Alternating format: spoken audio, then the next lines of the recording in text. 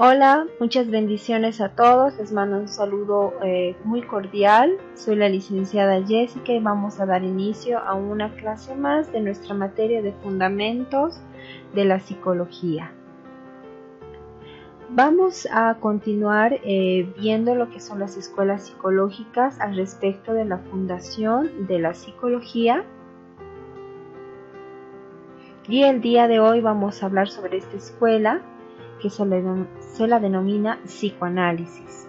Surgió a finales del siglo XIX y a principios del siglo XX y a partir de que Sigmund Freud desarrolla la teoría sobre el psiquismo y el tratamiento de sus alteraciones que conocemos con el nombre de psicoanálisis. Antes de pasar a la definición de psicoanálisis, vuelvo a reiterar que es una disciplina fundada y desarrollada por Sigmund Freud. Menciono esto ya que por mucho tiempo trabajó en solitario y también con un reducido número de seguidores. Es por esa la razón que se le atribuye esta escuela a Freud. Ya con la difusión y aceptación posterior de sus postulados, pues aparecen muchas más aportaciones significativas de otros autores. Pero el día de hoy nos vamos a concentrar en los propios aportes de Freud con respecto al psicoanálisis.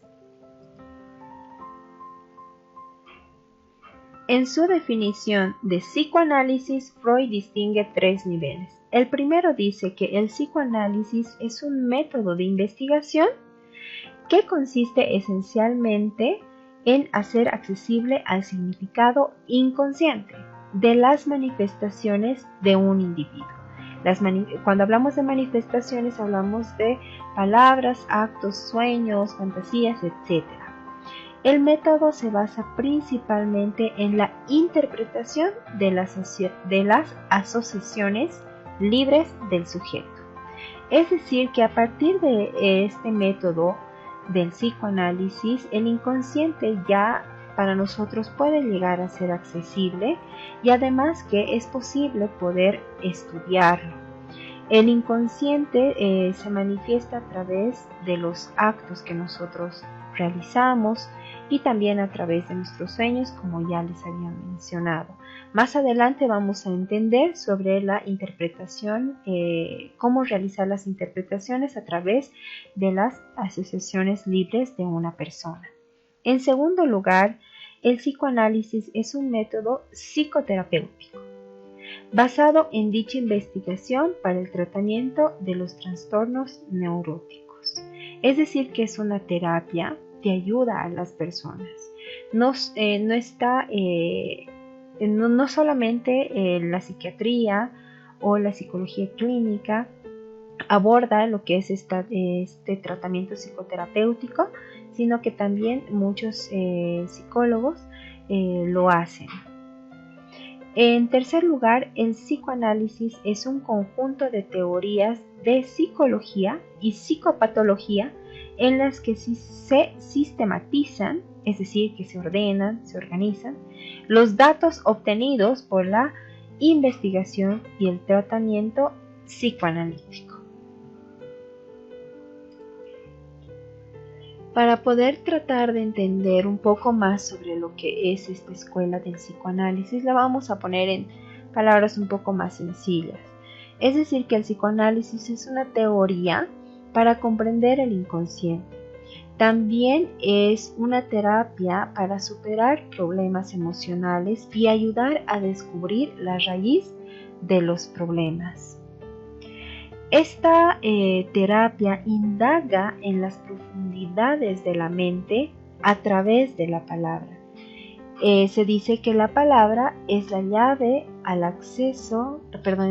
del acceso al inconsciente. Mucho antes, los problemas de la mente eran tratados solamente por la medicina. La comunidad médica rechazaba que uno se curaba solamente hablando, pero Freud mostró los resultados y los cuales eran tan contundentes que aceptaron al psicoanálisis como una especialidad de la medicina, lo que hoy se conoce como la psiquiatría, ¿no?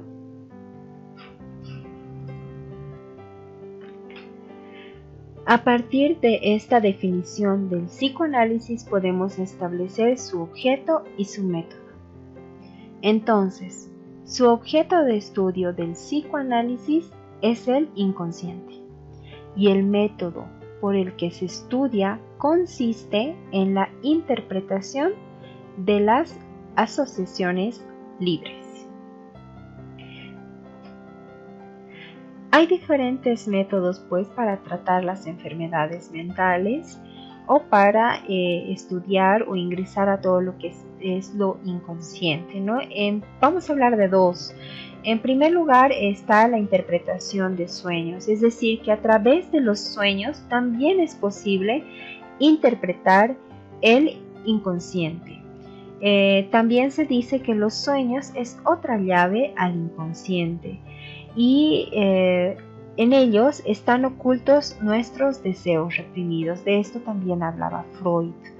El otro método es a través de la palabra, lo que también se conoce como catarsis. Es decir, que se debe de estimular al paciente a hablar. A esto se le llama asociación libre, lo que permite que los pensamientos más ocultos puedan llegar a manifestarse. Es decir, bueno, Freud decía que cuanto más se introducía en el psique de sus pacientes, más se acercaba al origen de sus problemas. Con esto, el psicoanálisis postula que todo lo que se vive en la niñez deja marcas profundas, se graba en nuestro inconsciente y determina nuestras conductas futuras. Ahora vamos a hablar sobre lo que es el aparato psíquico. Freud utiliza dos tópicas para describir este aparato psíquico. La primera tópica estaría constituida por los sistemas consciente, preconsciente e inconsciente. Desde este punto de vista, la actividad mental tiene lugar según dos modalidades: lo consciente y lo inconsciente. Los contenidos conscientes los conforman los datos inmediatos, obedecen a las leyes de la lógica y están gobernados por el principio de realidad, lo que implica la adaptación al mundo exterior. Pero también, y esto hay que recordarlo y es muy importante, atiende a los estímulos procedentes del interior de la vida anímica.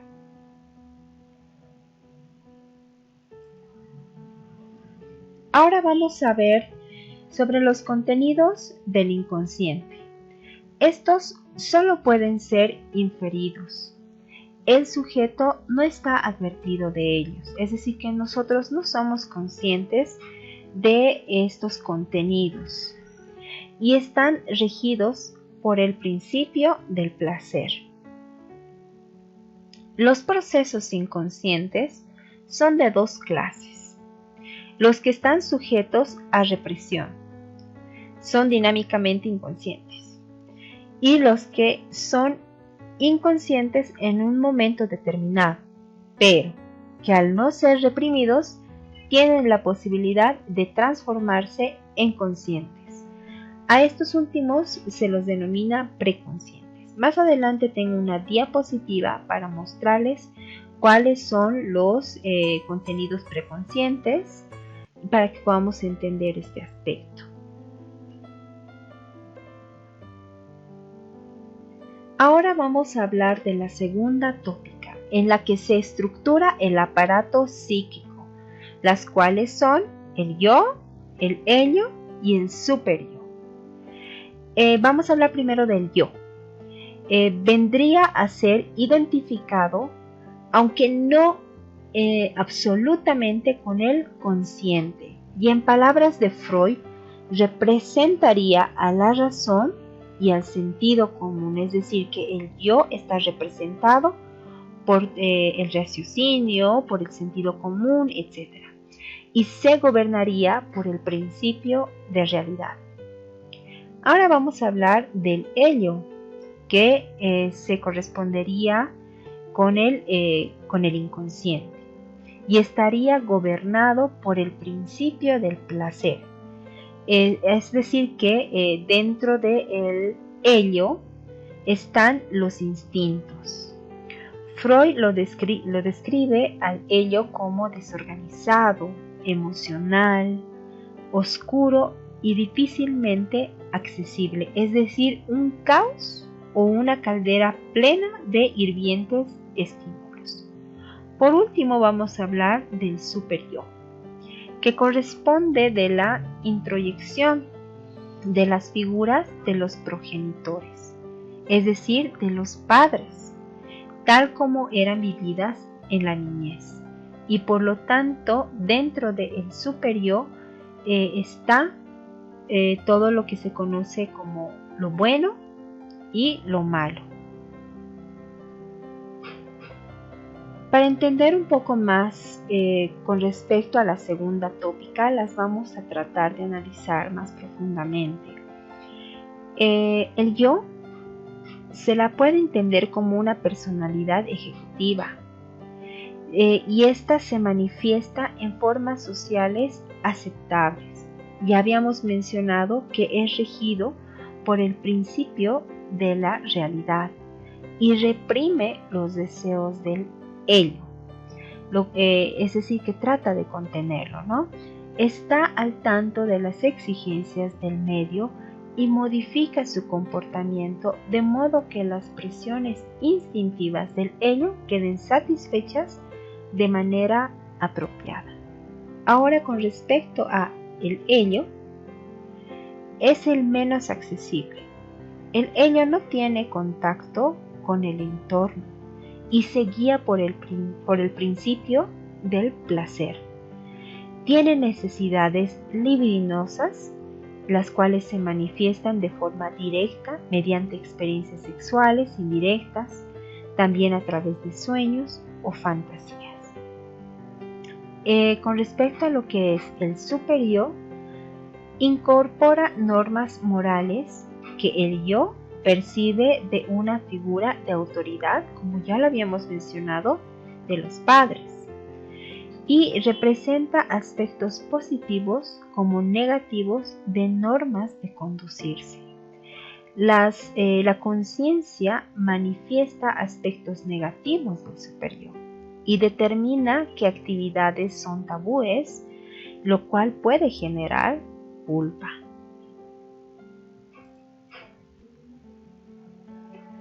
El tema del inconsciente es ya muy estudiado por la comunidad psicológica y bueno, muy conocido también, pero es reciente en la inclusión dentro del campo de la reflexión teológica y pastoral. Sin embargo, lo inconsciente existe desde que Dios creó al ser humano. Ya en Platón encontramos quizás las primeras reflexiones sobre lo inconsciente. Esta es una imagen donde se puede rescatar una explicación de la segunda tópica del aparato psíquico, cuando presenta al ser humano como una carroza tirada por dos caballos, uno feo y malo, que pretende conducirla por el camino de su elección, y el otro bello y bueno, que se esfuerza por dirigirla por un camino diferente. La razón es el cochero, que trata de dirigir o de conducir la carroza por el centro del camino. El caballo malo y feo sería el ello. El bueno, el superyo. Y el cochero, que pretende mantener el equilibrio entre estas dos fuerzas contradictorias, sería el yo. Ahora, también se ha sugerido que las luchas consigo mismo que Pablo presenta en Romanos 7 son claras alusiones a la segunda tópica de Freud. El texto de Romanos 7, 23, 24 se podría leer así: según mi superior, me deleito en la ley de Dios, pero veo otra ley en mi ello que hace guerra contra la ley del superior y me hace prisionero de la ley del pecado que está en mi ello. Pobre de mí, yo, ego humano. Miserable de mí, en griego es taleiporos, ego, antropos, que preferimos traducirlo como pobre de mí, yo, humano.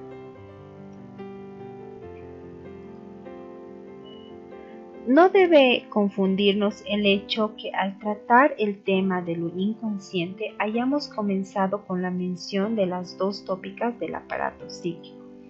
En realidad es mejor presentarlo así para aclarar cómo es la relación del inconsciente con las tópicas. En ese sentido, el ello es totalmente inconsciente. Lo que ya habíamos mencionado, ¿no? No es accesible para nada. Mientras que el yo y el superyo tienen una parte consciente y otra consciente. Ahora sí podemos entender esto un poquito. Pero lo importante de toda esta clase es que conocer el inconsciente es relevante, es muy relevante, ya que allí se encuentra el núcleo de todas las neurosis.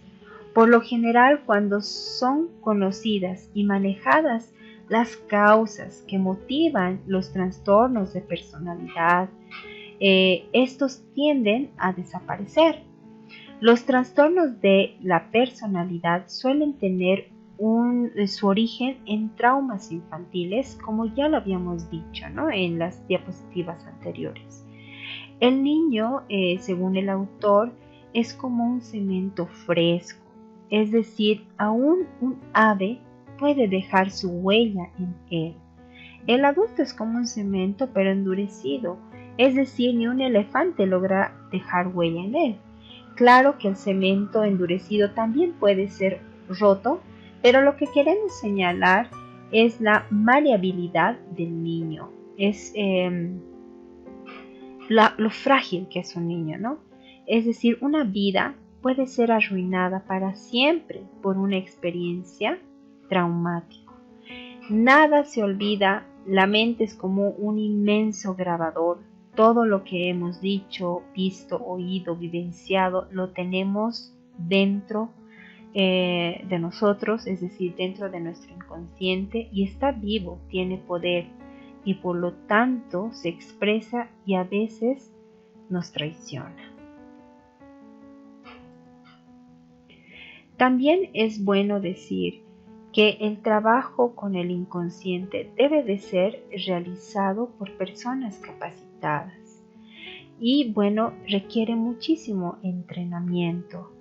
Y nosotros necesitamos mucho de este entrenamiento, pero a medida que se va adquiriendo experiencia, cualquiera puede aprender, pero debemos de recordar, hay mucho que debemos de hablar sobre el inconsciente. Esto no queda aquí, vamos a continuar estudiando ya en las clases presenciales y dentro de nuestro material didáctico.